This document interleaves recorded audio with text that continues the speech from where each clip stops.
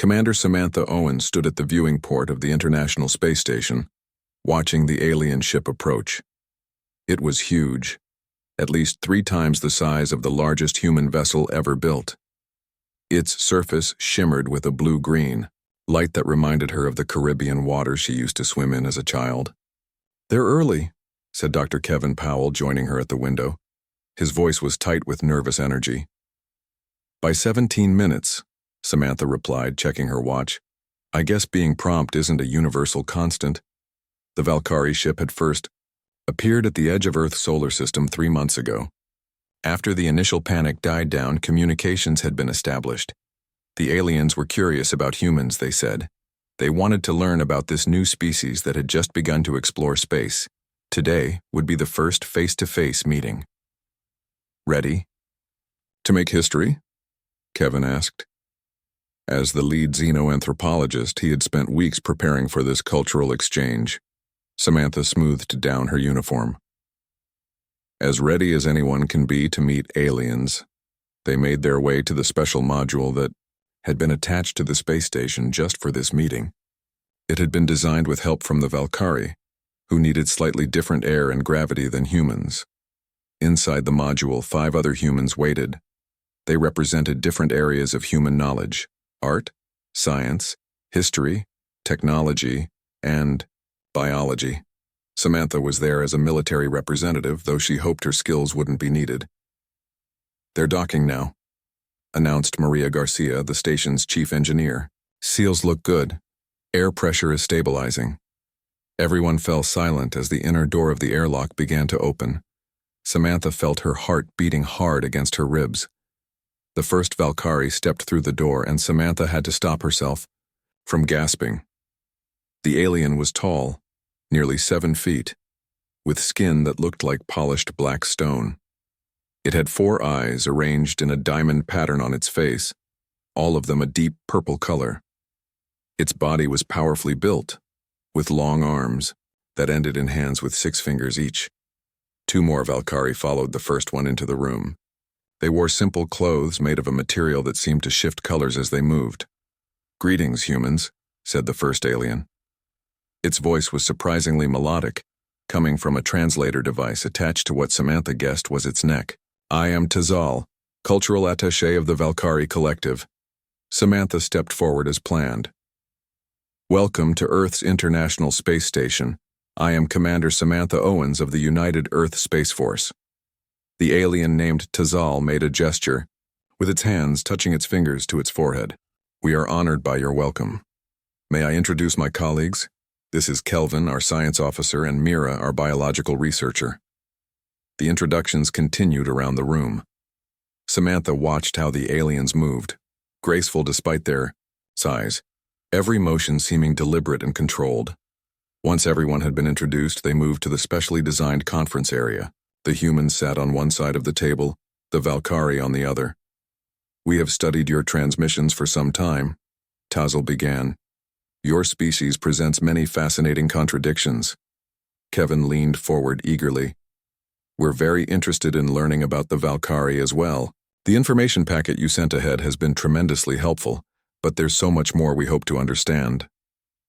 "Knowledge exchange is why we are here," Kelvin said. Its 4 eyes blinked in an alternating pattern. "We have visited many worlds and met many species in our travels. Each has something unique to teach."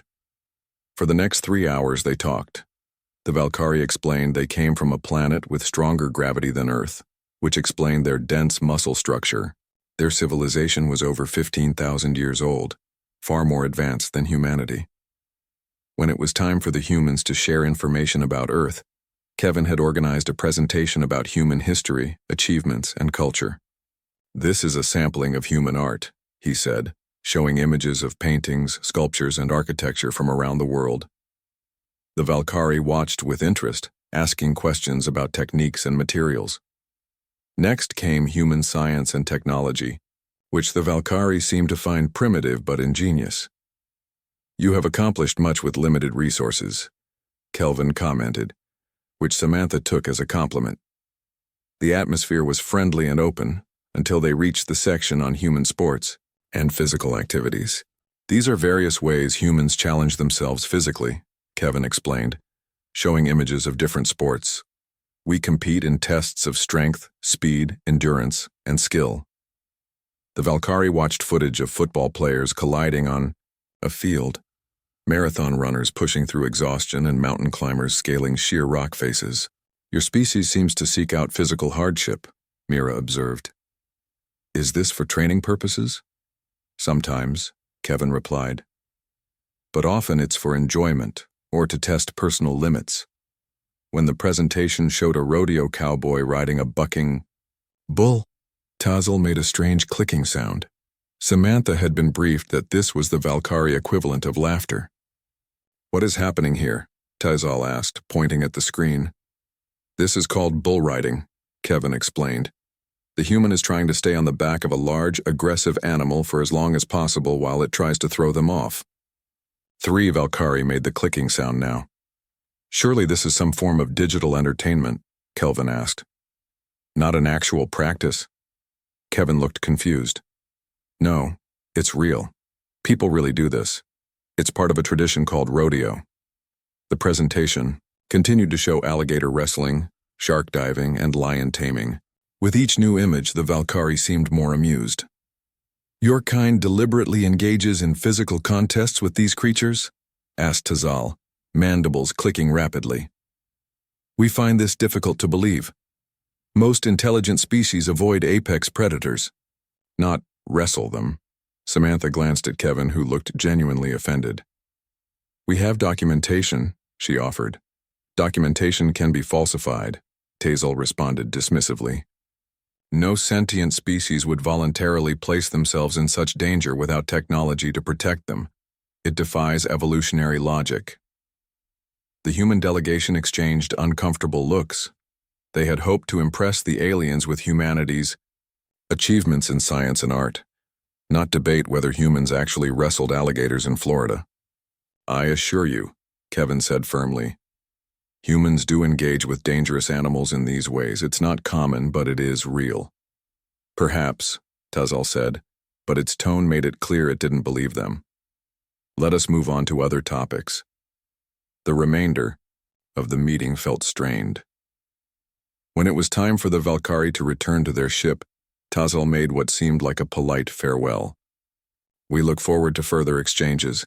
Your species has unique perspectives. After the aliens left, the human team gathered to discuss the meeting. I think it went well overall, Maria said. They seemed genuinely interested in our culture. Except, they think we're liars, Kevin replied angrily. Did you see how they reacted to the rodeo footage? They think we made it up. Samantha frowned. Does it matter if they don't believe we wrestle alligators? It matters, said Dr. Rita Lee, the cultural specialist who had been mostly quiet during the meeting. In the information they sent ahead, the Valkyrie place extreme importance on honesty and diplomatic relations. If they think we're lying about something so easily verifiable, then they might not trust anything else we tell them, Samantha finished. Understanding the problem now, Kevin started pacing. We need to prove it to them somehow. Samantha watched the alien ship through the window as it moved away from the space station, its blue-green light pulsing gently against the blackness of space. So our first diplomatic crisis with an alien species is about rodeo? She asked, a hint of disbelief in her voice. Apparently, Kevin sighed. Who would have thought? Samantha shook her head. Of all the ways first contact could have gone wrong, this was not one she had anticipated. I'll contact Earth, she said finally. Tell them we need to arrange a demonstration. 2 weeks after the first meeting with the Valkyrie, Samantha stood in a small airport in Wyoming, watching a dust-covered pickup truck approach. The man who stepped out wore faded jeans, a plaid shirt, and a worn cowboy hat. He walked with a slight limp, but moved with the confidence of someone comfortable in his own skin. Commander Owens? He asked, extending a hand. Jack Daniels. I'm told you need someone who knows rodeo. Samantha shook his rough, calloused hand. Thank you for coming, Mr. Daniels. Just Jack is fine, he said, squinting against the sun. Your message said something about aliens not believing we ride bulls? Samantha smiled. I know how it sounds. Let's talk inside. They walked to a small building that served as the airport's only terminal. Kevin was waiting for them with cups of coffee and maps spread across a table. Dr. Kevin Powell, this is Jack Daniels. Samantha made the introductions. Jack was the national rodeo champion 3 years running before he retired to train new riders. Kevin stood and shook Jack's hand enthusiastically. It's an honor to meet you, Mr. Daniels. I've seen videos of your rides. Jack looked surprised. Didn't figure scientists for rodeo fans. Part of my job is studying all human cultures, Kevin explained, including rodeo. They sat down and Samantha pushed a coffee toward Jack. We have a situation that might sound strange.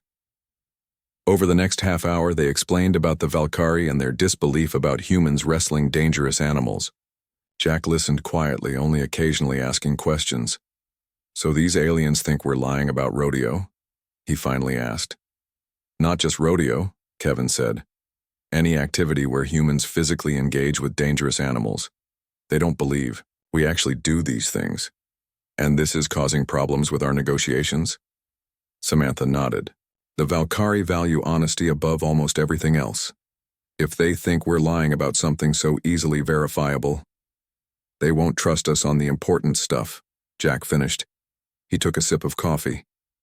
So what do you want me to do? Give them a demonstration? Samantha and Kevin exchanged glances. Actually, yes, Samantha replied. We've arranged for a small exhibition. The World Rodeo Federation agreed to host a special event. We need you to be our cultural guide, to explain what they're seeing. Jack leaned back in his chair. You want me to explain bull riding to aliens, and maybe help them understand why humans do these things, Kevin added. From a cultural perspective. Jack looked between them for a long moment, then slowly shook his head and chuckled. When I woke up this morning, this was not how I expected my day to go. Will you help us? Samantha asked. Jack adjusted his hat. Well, I've explained rodeo to city folk who've never seen a cow up close. Can't be that much harder to explain it to aliens. 3 days later, they arrived at a small arena in rural Colorado. The usual stands that would hold thousands of spectators were empty except for a handful of government officials, security personnel, and 3 specially constructed observation pods for the Valkyrie delegates. Jack stood near the chutes, watching as riders prepared for the exhibition. He had spent the last days helping to select participants who would show the aliens a range of human-animal interactions. They're here, Samantha said, walking up to join him. She pointed to a black vehicle pulling up outside the arena. The 3 Valkyrie representatives from the space station meeting, Tazal, Kelvin, and Mira, emerged from the vehicle, their tall forms towering over the human security escorts. Remember, Samantha said quietly to Jack, they come from a high-gravity world. They're physically stronger than humans. That's part of why they don't understand why we would risk confrontations with dangerous animals. Jack nodded. Got it. They're strong, so they think we're crazy for trying to wrestle things stronger than us. Basically, Samantha agreed. The aliens were escorted to their observation pods, which had been designed to accommodate their larger frames and provide the slightly different air mixture they preferred. Jack approached them, feeling strangely nervous. He'd performed in front of thousands of people, but 3 aliens somehow made his heart beat faster. Welcome, he said, remembering the greeting he'd been taught. I'm Jack Daniels, and I'll be explaining today's demonstrations. Tazal made the hand gesture Samantha had described, touching fingers to forehead. We appreciate your willingness to educate us, Jack Daniels. First, I want to show you what we call bull riding, Jack explained, gesturing to the chutes where a rider was preparing. That's Diane Martinez getting ready. She's one of our top competitors. Diane was a small woman with strong arms and a determined face. She was adjusting her grip on the rope wrapped around the bull's chest. The human attempts to remain mounted on an unrestrained aggressive animal for 8 seconds, Jack explained. And what weapons does this human use to control the animal? Asked Kelvin, leaning forward with interest. No weapons, Jack replied. Just one hand gripping a rope. The other hand cannot touch the animal or herself. Impossible, hissed Tazal. Your species is physically fragile. Your bones break easily. Your skin tears. You lack natural armor. Just watch, said Jack. He gave the signal and the chute opened. The bull, a massive Brahma weighing nearly 2,000 pounds, exploded into the arena with Diane on its back. The animal twisted and bucked violently, trying to throw her off. The paus. Valkyrie fell completely silent, all 12 of their eyes fixed on the arena.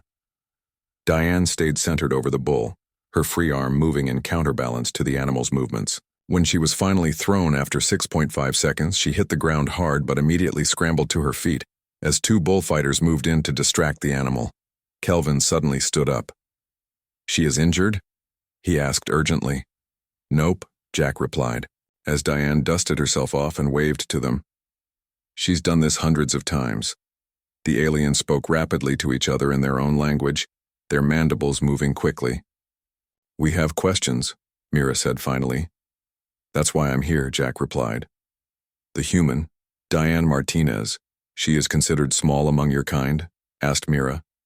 Yes, she's smaller than average, Jack confirmed. Yet she voluntarily confronts an animal many times her mass? That's the challenge, Jack explained. It's about skill and balance, not just strength. And she has no technological advantages? Kelvin pressed. No neural implants, no muscular enhancements? Jack laughed. No, nothing like that, just training and practice. The Valkyrie spoke among themselves again. Jack caught Samantha's eye, and she gave him an encouraging nod. We would like to see more, Tazal said finally. Over the next hour they watched calf roping, steer wrestling, and barrel racing. The Valkyrie asked dozens of questions after each event, becoming more animated as the demonstration continued. Finally, it was time for the main event Jack had specifically requested. Bobby Hughes and his exhibition alligator wrestling. Bobby entered the modified arena with an 8-foot alligator that snapped its massive jaws as handlers removed its transportation restraints. The Valkyrie delegation actually moved to the edge of their seats as Bobby carefully circled the reptile, using hand movements to distract it before suddenly pouncing on its back. With practiced movements, he clamped the alligator's jaws shut with his bare hands, then slowly maneuvered it into position for the Florida smile, carefully opening the jaws to display the rows of teeth. When Bobby finished his demonstration, the arena was completely silent. Then Tazal stood. We request to inspect the human and the animal. Jack looked at Samantha, who nodded. That's fine, Jack told the aliens. Bobby knew you might want to check. The Valkyrie approached Bobby and the now secured alligator. They scanned them both with strange devices they pulled from their clothing. No hidden technology, confirmed Kelvin after thoroughly examining Bobby. The human controlled the predator using only physical technique. Tazal seemed troubled. But why? What resource does this gain you? Jack shrugged. Entertainment. Tradition. Test of courage. Test of insanity, muttered Mira, who had been measuring the alligator's bite force with another device. As the aliens returned to their observation pods, Jack caught a glimpse of something in their posture he hadn't seen before. If they were human, he would have called it respect. The exhibition had only been the beginning. In the days that followed, the Valkyrie requested more information about humans interacting with dangerous animals. Samantha found herself in the unusual position of gathering videos, historical records, and experts in various fields of animal handling. They want more? Jack asked, sitting in the conference room of the hotel where the human team was staying. I thought the rodeo and alligator wrestling would be enough. Apparently not, Kevin replied, looking up from his tablet. They've requested information on everything from snake handling to shark diving. They seem fascinated, Samantha nodded. We've set up a research center in the East Wing. They've been watching videos for almost 48 hours straight. Do they sleep? Jack wondered. Not like we do, Kevin explained. They enter a rest state for about 2 hours every 30 hours. Otherwise, they're fully active. Jack whistled. No wonder they're getting through so much material. Samantha checked her watch. They've asked to speak with us in about 10 minutes. I think they have questions. When they entered the East Wing, they found the 3 Valkyrie sitting in, specially designed chairs surrounded by screens showing various human activities. One screen showed a diver swimming with great white sharks. Another displayed lion tamers in a circus. A third showed snake handlers from a religious ceremony. Tazal rose as they entered. "Ah, Commander Owens, Dr. Powell, Jack Daniels, thank you for coming. You've been busy," Samantha observed, looking at the screens. "Yes? Your species has a remarkable history with Earth's predator species," Tazal replied. "We have many questions." "That's why we're here," Kevin said eagerly. Mira gestured to the screens. "These activities span many of your historical periods. How long have humans been engaging with dangerous animals in these ways?" "Since prehistoric times," Kevin answered. "Our earliest cave paintings show hunting scenes where humans faced animals much larger than themselves. But hunting for food is different from these demonstrations," Kelvin pointed out. "The line isn't always clear," Kevin said. "Many of our modern activities evolved from practical skills. Rodeo, for instance, developed from cattle ranching techniques." "Your females also perform these activities?" asked Mira, pointing to a screen showing a woman freediving with tiger sharks. "Of course," replied Samantha. "Some of our best animal handlers are women." "Fascinating," Mira responded. "In most species we have encountered, females are more risk-averse, especially regarding physical confrontation." "Humans are pretty diverse in our approach to risk," Samantha explained. "It's more about individual personality and training than gender." The Valkyrie consulted among themselves for a moment before Tazal spoke again. "We have discovered something particularly interesting in your historical records," he said, tapping controls on his chair. One of the screens changed to show footage of indigenous hunters in Africa. "These humans are hunting large animals with very primitive weapons." The video showed San Bushmen tracking a large antelope across a dry landscape. They carried only simple spears and followed the animal for hours, under the hot sun. "Ah, persistence hunting," Kevin said excitedly. "This is one of humanity's oldest hunting techniques. These hunters track an animal until it becomes exhausted from heat and exhaustion. Humans can outlast most animals in long-distance pursuits because we sweat to cool ourselves." "They run the animal to death?" Kelvin asked, sounding surprised. "Essentially, yes," Kevin confirmed. "Human endurance is quite remarkable compared to most mammals." The screen changed again, now showing Inuit hunters approaching a walrus on an ice floe, armed with only handheld harpoons. "And here?" asked Tazal. "These humans are much smaller than their prey." "They're hunting walrus," Jack explained, leaning forward. "It's dangerous work. Walruses are massive and can be aggressive, but these hunters know exactly where to strike and how to approach them." "They work together," Mira observed. "A coordinated group." "Yes," Kevin agreed. "Human hunting often involves teamwork. We're social predators." The Valkyrie again spoke among themselves, their voices low. Samantha caught words like assessment and recategorization, but couldn't follow their rapid speech. Finally, Tazal turned back to the humans. "We have studied hundreds of sentient species across many worlds," he said. "Most evolved either as prey animals that developed intelligence to evade predators, or as scavengers that became intelligent enough to exploit resources other species couldn't access." "And humans?" Samantha asked.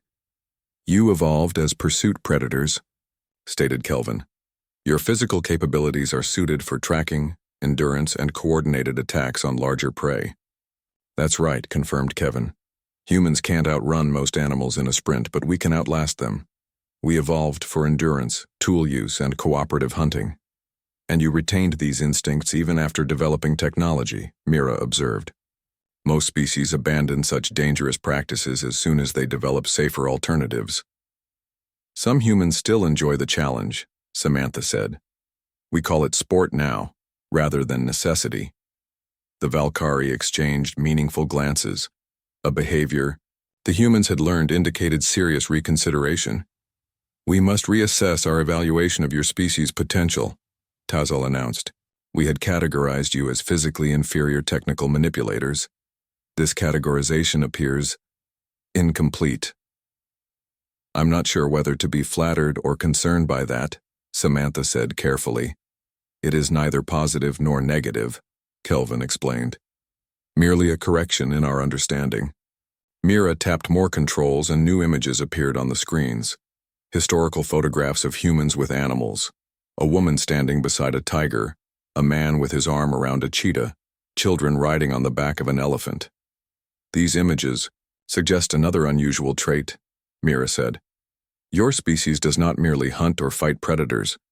You also befriend them? Kevin nodded eagerly. Yes, humans have domesticated many species over thousands of years. Dogs were once wolves, for instance. And some humans form bonds with wild animals, though that's rarer and often controversial. You develop emotional attachments to other species? Tazal asked, sounding genuinely puzzled. Absolutely, Jack replied. I've raised horses all my life. Each one has its own personality, its own relationship with me. They're not just tools or resources. The Valkyrie seemed stunned by this information.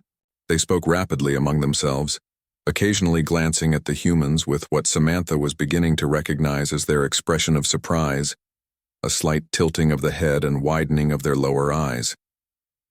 We would like to see more, Kelvin said finally. Not just recordings, but actual human-animal interactions in natural settings.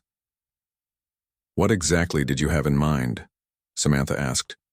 We wish to observe your indigenous hunters, Tazal explained. Those who still practice traditional methods. Kevin looked excited.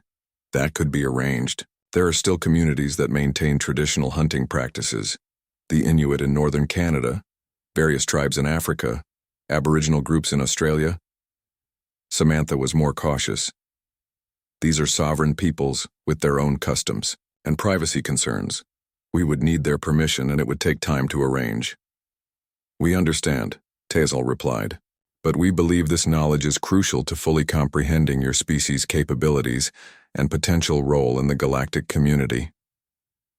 Role in the galactic community? Samantha repeated. That sounds important. It is, Kelvin confirmed simply as they left the East Wing. Jack fell into step beside Samantha. Is it just me? He asked quietly. Or are they taking this whole humans wrestle alligators thing way more seriously than makes sense? I was thinking the same thing, Samantha admitted. There's something they're not telling us about why this matters so much to them. Kevin joined them, his face thoughtful. Maybe it's not just about the wrestling, he suggested. Maybe it's what it says about us as a species. Samantha looked back at the door to the East Wing, where the Valkyrie had returned to their studies. Whatever it is, she said, I think we're about to find out. 2 weeks later, Samantha stood on a ridge overlooking the vast Kalahari Desert in southern Africa. The sun beat down mercilessly, and she wiped sweat from her forehead.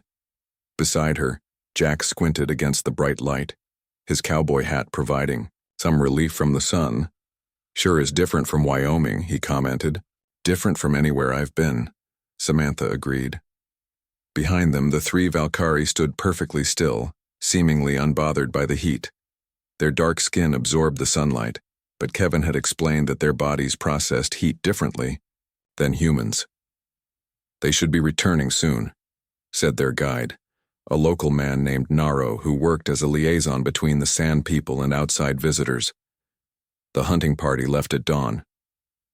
As if on cue, a group of 5 men appeared on the horizon.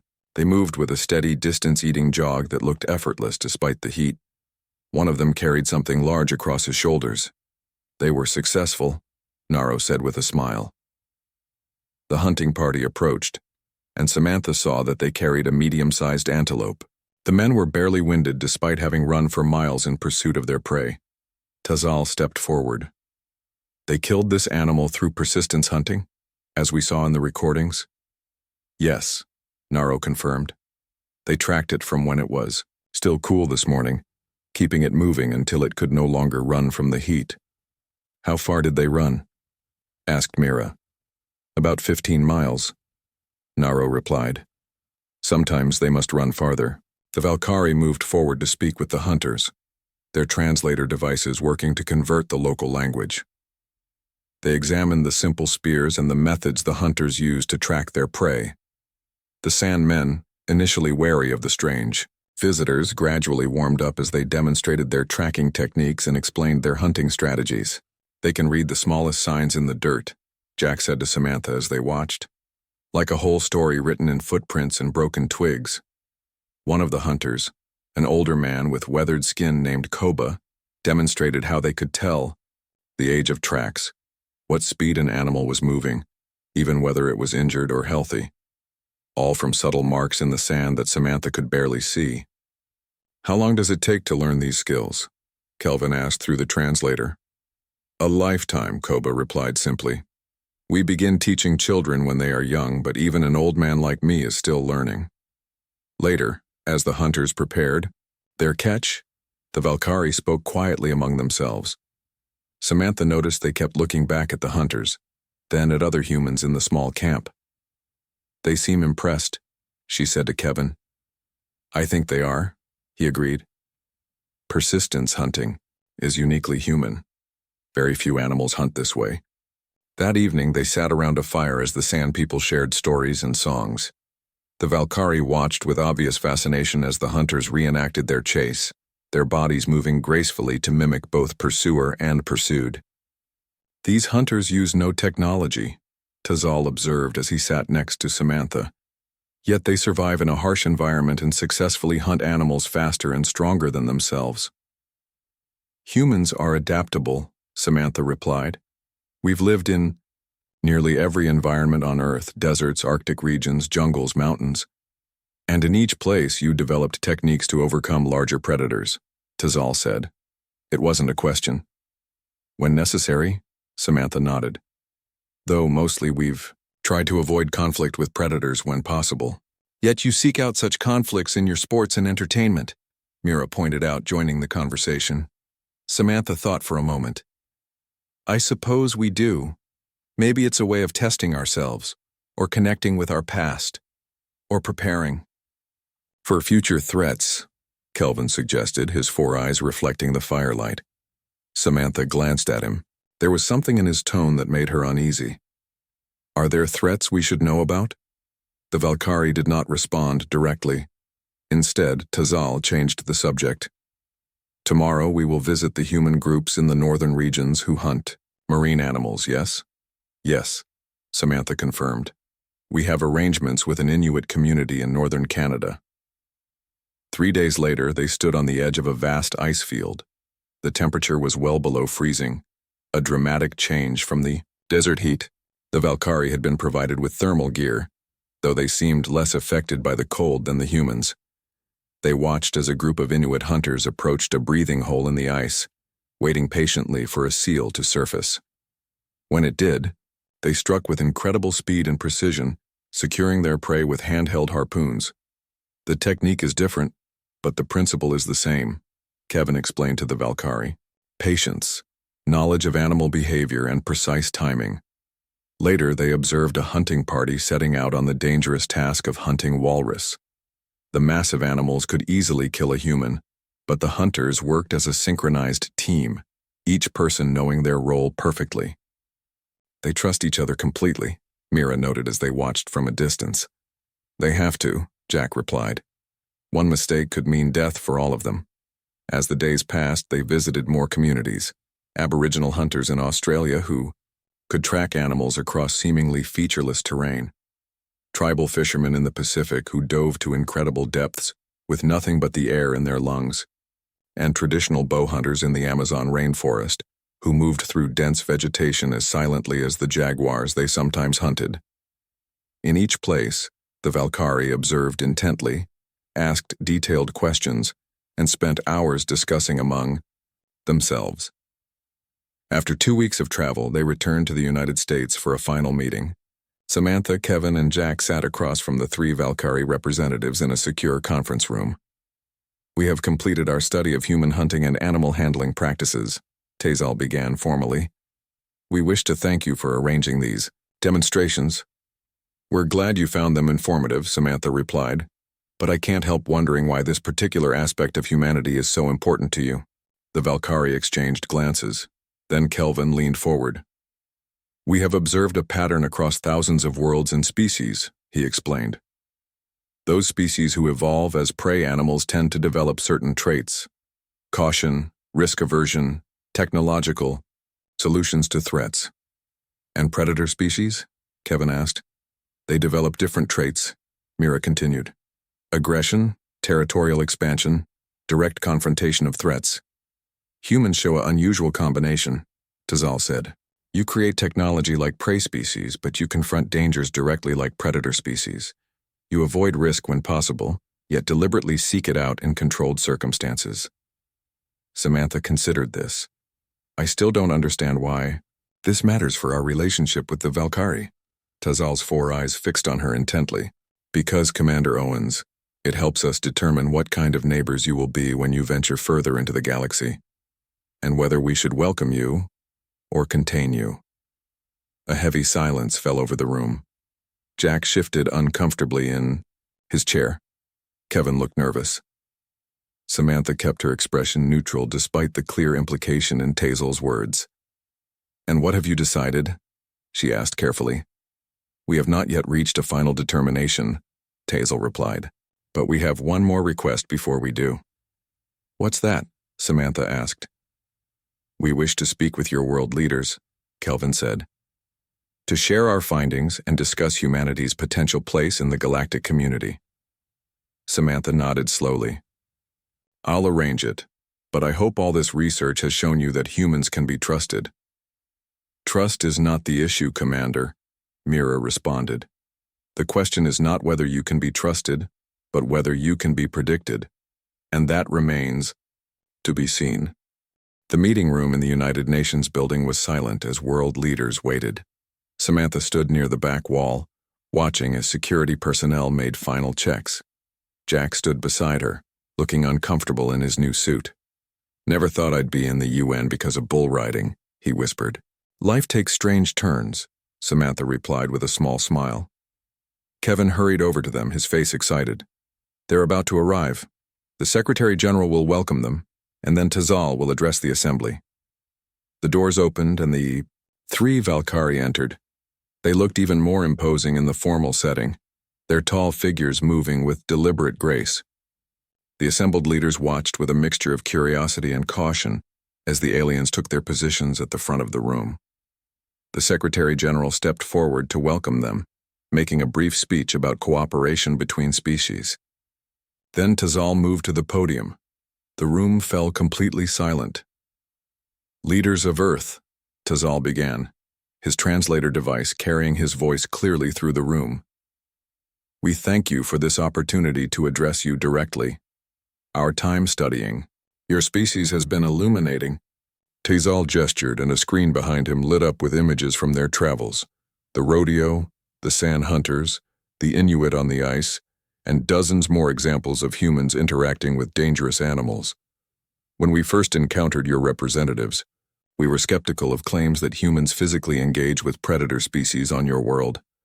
Such behavior seemed irrational and unlikely for an intelligent species." Several of the world leaders shifted in their seats, clearly wondering why this topic was being addressed in such an important meeting.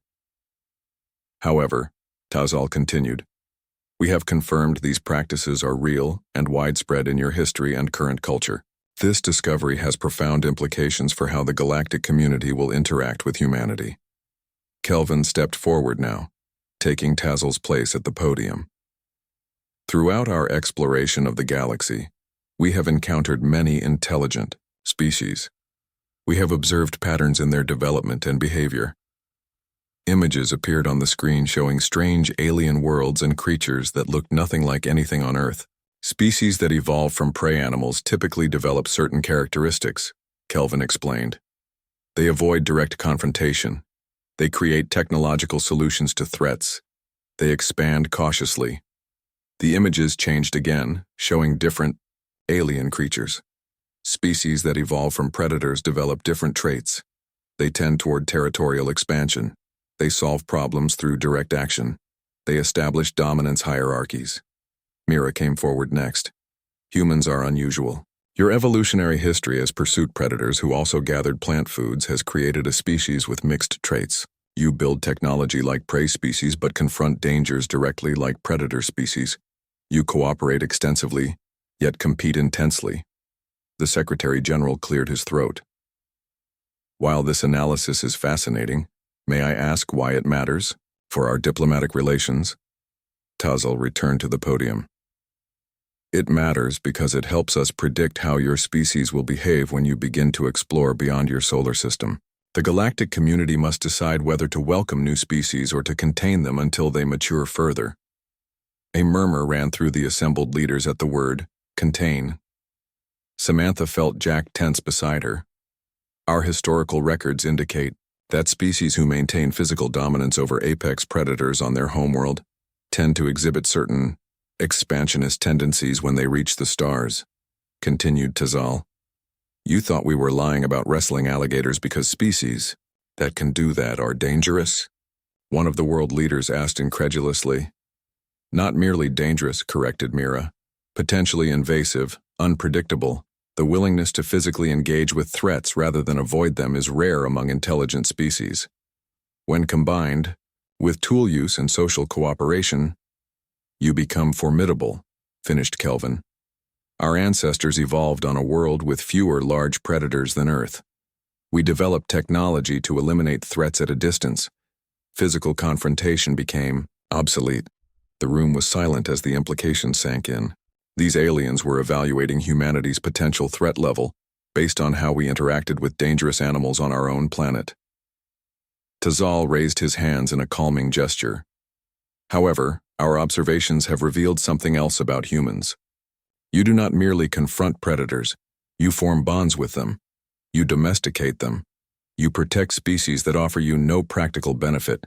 These traits are exceedingly rare. Images appeared on the screen showing people with their pets, wildlife conservationists releasing rehabilitated animals, and marine biologists swimming with whales. Most predator species we have encountered eliminate competitors. Most prey species avoid all potential threats. Humans do neither consistently. You are unpredictable by our standard models. The Secretary General leaned forward. And is unpredictability a problem for the galactic community? It can be, Kelvin acknowledged. Unknown variables create risk, but they also create opportunity, Mira added. Tazal moved to the center of the platform. After extensive discussion, the Valkyrie Collective has decided to recommend to the galactic community that humans be welcomed as provisional members, with accelerated access to certain technologies and knowledge exchanges. The room erupted in surprised conversation. Samantha caught Kevin's eye across the room. He looked as shocked as she felt. We have prepared an agreement, Tazal continued when the noise subsided. It includes substantial technology exchanges, mutual defense provisions, and access to previously restricted star charts. Why the change of heart? Asked the Secretary General cautiously. We prefer you as allies, explained Tazal simply. Your species possesses qualities that complement our own. We had misjudged you based on your technological development alone. Your physical courage, your adaptability, and your unusual relationship with other species suggest you may offer perspectives that are valuable to the galactic community, Kelvin added. And, Mira said, her voice softer, we believe it is better to have humans exploring the stars alongside us than having you develop in isolation. The rest of the meeting focused on the details of the agreement. Samantha, Kevin, and Jack slipped out during a break, finding a quiet corner to talk. So all this happened because some aliens couldn't believe we wrestle alligators? Jack asked with a grin. Apparently, Samantha laughed, though I suspect there's more to their change of heart than they're telling us. Kevin nodded thoughtfully. They were evaluating us the entire time, testing whether we were too aggressive to be safe or too passive to be useful allies. And we passed their test by riding bulls and wrestling gators.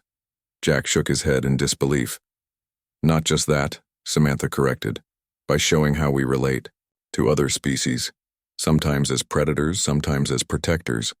Jack adjusted his tie, looking uncomfortable again in his formal clothes. Well, when you go to Space Commander, I expect a full report. Meanwhile, I've got a ranch to get back to. You could be part of the diplomatic team, you know, Kevin suggested. The Valkyrie respect you, Jack laughed. I'll stick to bulls and horses, thank you. They're complicated enough. Later, as they watched the Valkyrie ship prepare to depart from the space station, Samantha stood at the same viewing port where she had first awaited their arrival. Will they come back? Kevin asked, joining her. Tazal said they would return. In 6 months with representatives from other species, Samantha replied, to begin our formal introduction to the galactic community. I still can't believe it, Kevin shook his head. Our ticket to the stars was our weird human habit of wrestling dangerous animals. Not just wrestling them, Samantha corrected, watching the alien ship's lights pulse against the darkness of space. Understanding them, sometimes fighting them, sometimes protecting them, sometimes living alongside them. I wonder what other, uniquely human traits might surprise our new alien friends, Kevin mused. Samantha smiled. I have a feeling we'll find out. The galaxy just got a lot more interesting. Outside the viewport, the Valkyrie ship moved gracefully away from the station, its blue-green light growing smaller until it was just another distant point among the stars. Stars that were now, for the first time, within humanity's reach.